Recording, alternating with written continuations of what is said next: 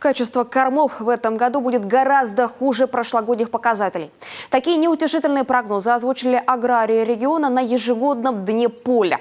Практический семинар по кормопроизводству собирает фермеров со всей республики. Если на юге региона кормозаготовительная кампания уже стартовала, в центральных районах техника еще не вышла на поля. Виктория Палкина продолжит. Красивый зеленый ковер. Так сегодня выглядит одно из полей Сыктывкарского хозяйства. В 2021 в эти дни здесь уже работала техника. Кормозаготовительная кампания была в самом разгаре. В этом году райграсс только дал полноценные всходы. На других полях картина более позитивная. Овощи пока не сильно испугались влажной погоды.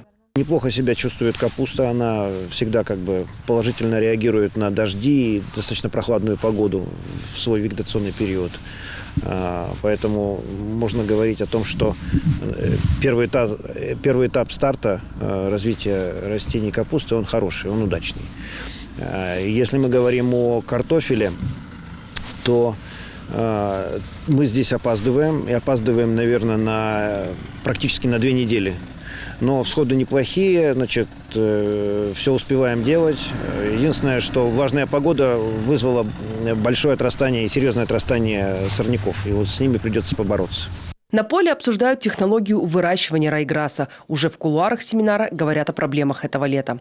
Лидер по производству молока Меджадерское племенное хозяйство уже подводит первые скромные итоги старта кормозаготовительной кампании. На поля техника вышла 11 июня. До обильных дождей успели заготовить 1000 тонн сенажа и еще столько же силоса. Одновременно вышли и на силосование, и на сенаж, поэтому было очень сложно. Главному инженеру у нас приходилось, он у нас, как всегда, и возить, и, в общем, из-за механизатора, из-за того, из-за сего.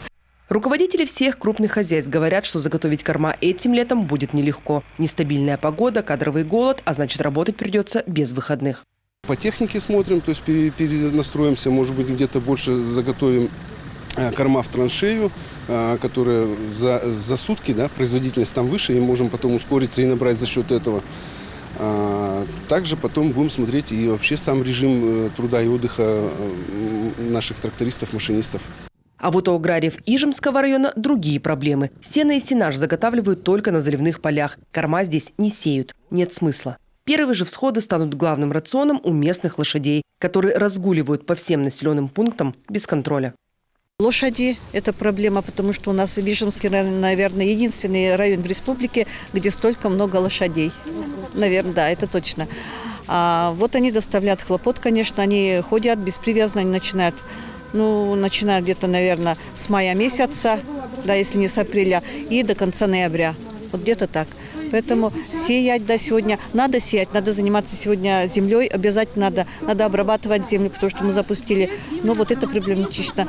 На семинаре обсудили и сроки сбора кормов, и прогнозы по качеству. Первые анализы, которые проведут в сентябре, могут не порадовать аграриев. Большое количество клетчатки, скромные показатели по протеину вряд ли позволят нашим молочникам установить новые рекорды по удоям. Виктория Палкина, Олег Костромин, телеканал Юрган.